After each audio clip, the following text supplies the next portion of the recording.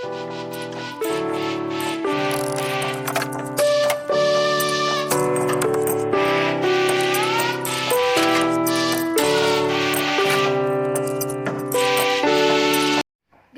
umum tentang bank insurance. Bank insurance ini dipopulerkan di Prancis pada tahun 1970-an dan baru efektif dipasarkan di negara tersebut tahun 1980. Produk ini merupakan hasil kemitraan asuransi yang bersinergi tentang perbankan sehingga tercipta saluran distribusi strategis karena bank bisa menawarkan asuransi dan sebaliknya asuransi dapat menjual produk bank.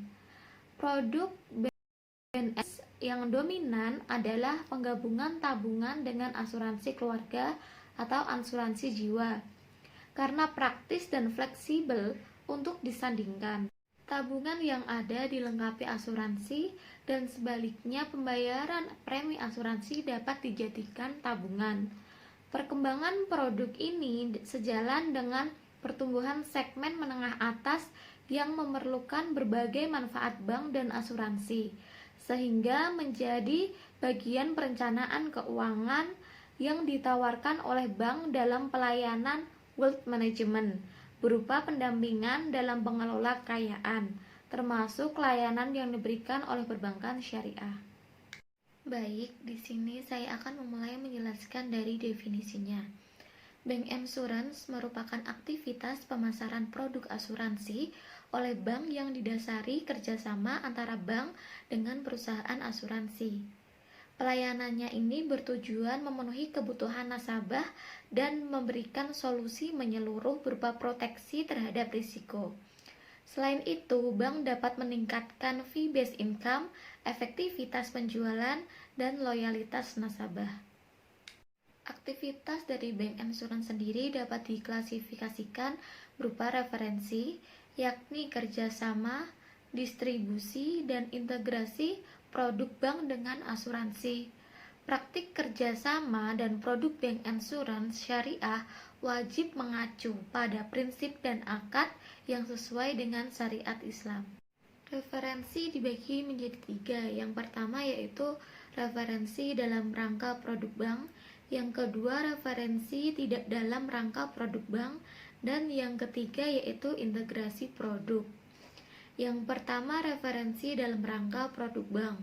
Bank mereferensikan atau merekomendasikan produk asuransi yang menjadi persyaratan produknya kepada nasabah untuk memitigasi risiko bank dan memberikan perlindungan terhadap nasabah. Yang kedua yaitu referensi tidak dalam rangka produk bank. Bank mereferensikan produk asuransi yang tidak dipersyaratkan dalam dan ditawarkan kepada nasabah berupa penjelasan produk dan asuransi yang menjadi mitranya. Yang ketiga yaitu integrasi produk. Integrasi produk merupakan suatu aktivitas kerjasama pemasaran produk asuransi dan bank berperan memasarkan produk asuransi kepada nasabahnya dengan cara melakukan modifikasi atau menggabungkan produk asuransi dengan produk perbankan. Contohnya produk tabungan bank yang dilengkapi asuransi adalah tabungan pendidikan berasuransi. Konsep wealth management yang diterapkan secara konvensional tentunya berbeda dengan prinsip Islamic wealth management yang berdasarkan syariah. Karena ada perbedaan dalam memosisikan harta dan kepemilikan, pengelolaan, serta pemanfaatannya yang berasaskan ekonomi tauhid. Konsep perbedaan tersebut tertuang dalam Islamic Financial Planning yang mengacu pada aspek Islam, yaitu pendapatan atau income, pengeluaran atau spending, kebutuhan hidup jangka panjang hingga hari tua, pada saat pensiun dan kehidupan akhirat atau longevity, asuransi atau assurance, pengelolaan utang atau management of debt, investasi atau investment, dan pembersihan harta atau leasing. Yang pertama, konsep harta menurut Islam. Kita menyadari bahwa harta yang berada di dunia ini adalah milik Allah Subhanahu wa taala, bukan milik manusia. Menurut Dr. Yusuf Qaradawi, tidak ada satupun yang bersekutu dengannya. Semua yang ada merupakan komunitas ciptaan Allah Subhanahu wa taala dan tidak ada yang terlepas dari pengawasannya.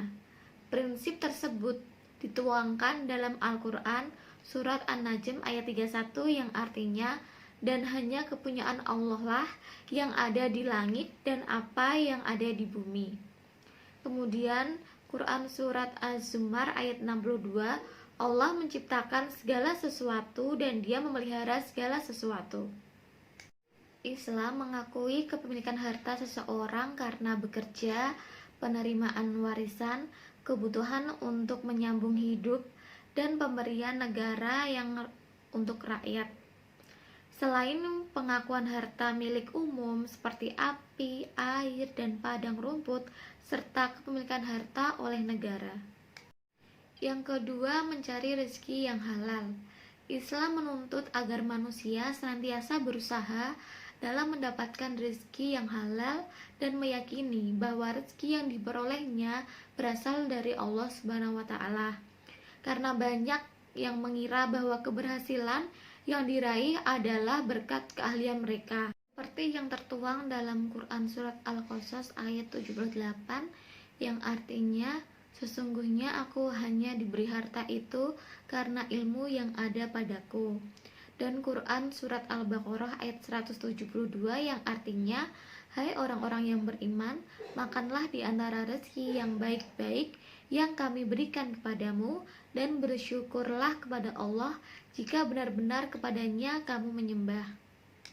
Dari firman Allah tersebut menunjukkan bahwa manusia dituntut untuk mencari rezeki yang halal dan memanfaatkannya secara baik.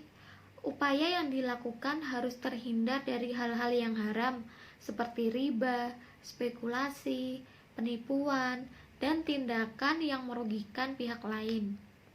Karena kebelakangan ini kian marak orang yang mengabaikan kehalalan dalam memperoleh rezeki.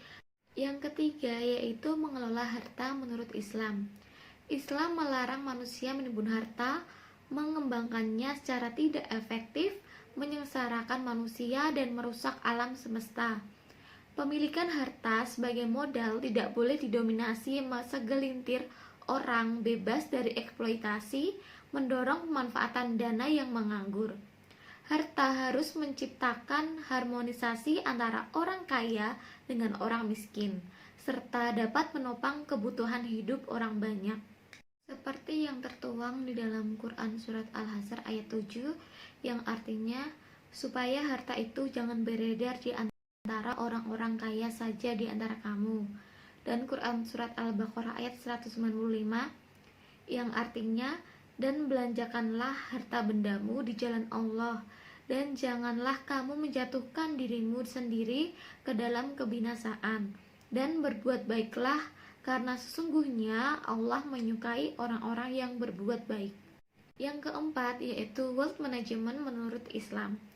Islam mewajibkan manusia mencari nafkah untuk memperoleh pendapatan atau income dengan cara yang halal dan mengelolanya secara baik agar tidak mubazir dalam pemanfaatannya. Segenap usaha yang manusia lakukan dan menghasilkan pendapatan adalah rezeki dari Allah Subhanahu wa taala. Karena itu, selayaknya pengeluaran yang kita lakukan atau spending bertujuan untuk memperoleh ridha Allah dan membantu orang lain seperti yang diperintahkan Allah dalam Quran surat Al-Baqarah ayat 254 yang artinya, hai orang-orang yang beriman, belanjakanlah di jalan Allah sebagaimana dari rezeki yang telah kami berikan kepadamu. Maksud dari ayat tersebut adalah pendapatan yang diperoleh sebagai rezeki tersebut harus dikelola untuk kehidupan jangka panjang atau longevity, memberikan nikmat umur hingga memasuki masa pensiun, dan untuk bekal kehidupan akhirat. Harta yang dimiliki orang tua dimanfaatkan untuk menafkahi keluarganya, membelanjakan orang tua, membantu fakir miskin, dan kegiatan amal lainnya dalam bentuk infak dan sedekah. Sekian yang dapat saya sampaikan. Semoga apa yang saya sampaikan dalam video